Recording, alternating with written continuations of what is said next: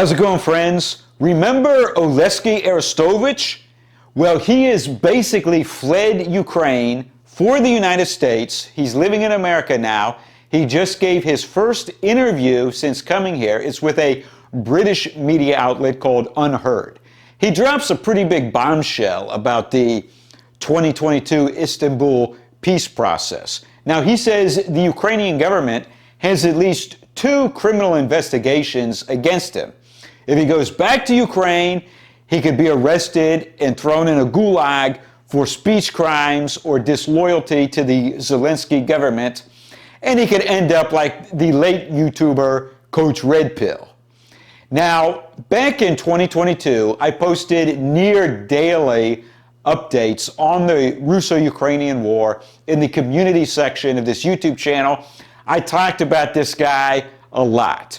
Also, in his interview, he talks about some of the exact same topics that were the topics of my early Russo-Ukrainian videos on YouTube. So, if you don't remember, Arestovych is a military psychologist who was Zelensky's most high-profile aide. And he was all over the news all the time. He was giving updates on the war several times a week directly to the public.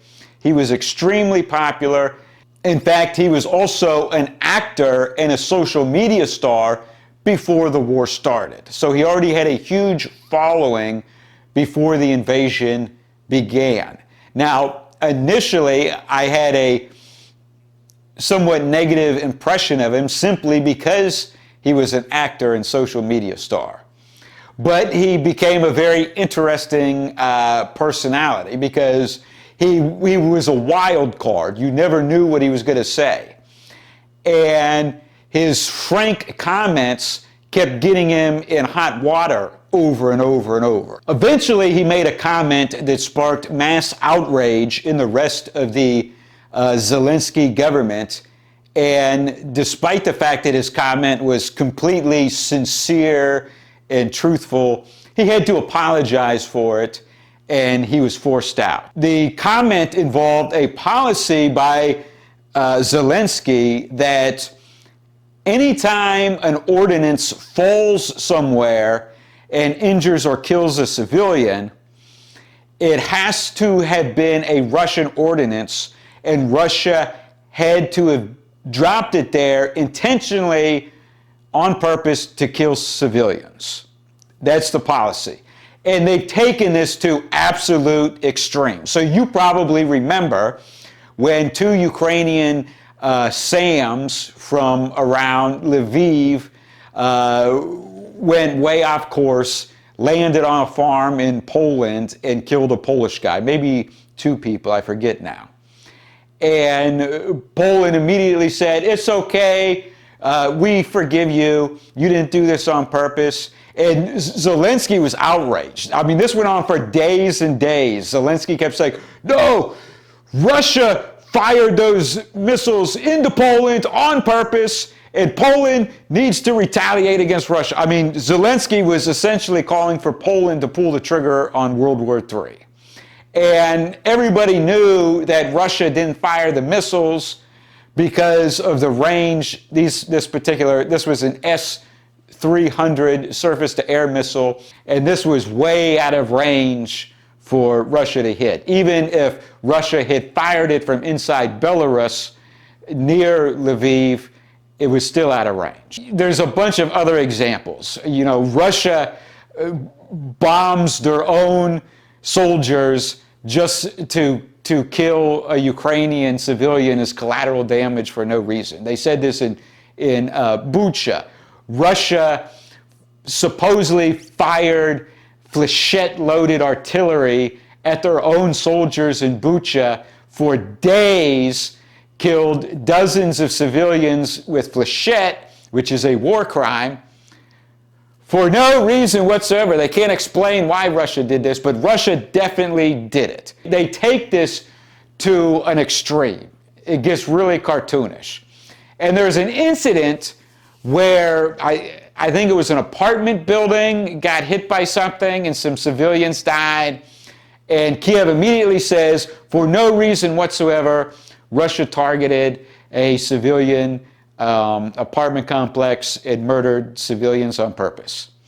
And Arestovych was being interviewed, and he said that the apartment building was hit by the wreckage of a Ukrainian SAM, intercept missile, that was intercepting incoming Russian missiles. And it was just an unintended consequence of these intercepts, that the crap falls from the sky and then kills innocent people. He didn't hold the line and say, Russia hit this building on purpose. And so Zelensky and everyone else was outraged, and they tried to humiliate him, and they kicked him to the curb. So he's interviewed by a British media outlet called Unheard. Now, I had never heard of this outlet before. Apparently, it's funded by a wealthy hedge fund manager named Sir Marshall. I don't know anything about him or anything about this network. The important thing is, he talks about how he was part of the Istanbul peace negotiations. On March 29th, him and the rest of the delegation, they fly back to Kiev and cracked open champagne bottles, and they were celebrating. He says the peace process was 90% done. The next day, March 30th, Russia suddenly begins evacuating their troops from around Kiev. And they believed that on April 9th, they would return to Istanbul with a completed peace deal that would be signed, and then Zelensky and Putin would meet in person to make everything official. They thought the war was soon coming to an end. Suddenly, he says either April 2nd or April 3rd, Zelensky pulls the plug on everything. Now, the theory that's being floated is that Boris Johnson talked Zelensky out of it during a surprise visit. Arestovych says it is a fact that Johnson made a surprise visit. He talked with Zelensky in private. Nobody knows what was discussed. And then shortly after that, Zelensky pulled the plug. He says he doesn't want to say that Johnson is behind this because he doesn't know. He simply says nobody knows what was actually discussed or if this played the main role or any role at all in Zelensky's decision to pull the plug. But ultimately, Zelensky pulled the plug, and here we are now in a war in which probably hundreds of thousands of people from both sides have died, and there's no end in sight. Now, Arestovych talks about some things that I remember talking about in a video I made in the early days of the Russo-Ukrainian War. He says that the initial invasion was essentially a failed attempt by Russia at a shock and awe campaign. That they were hoping to shock the Ukrainian government into capitulating right away. And I think he's correct about that. And so they tried to surround Kiev to put pressure on the Ukrainian government.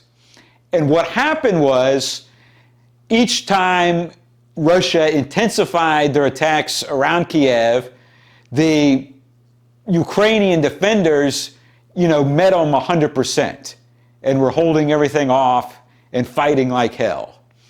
And so each time things intensified and Russia saw that Ukraine was going to fight back, they kept softening their demands. And he said this went on for several days. Russia was softening and softening and softening their demands. That initially the Russian demands were very big and very, vague, that could mean anything. And that came down when Russia saw that the Ukrainians were indeed going to fight back.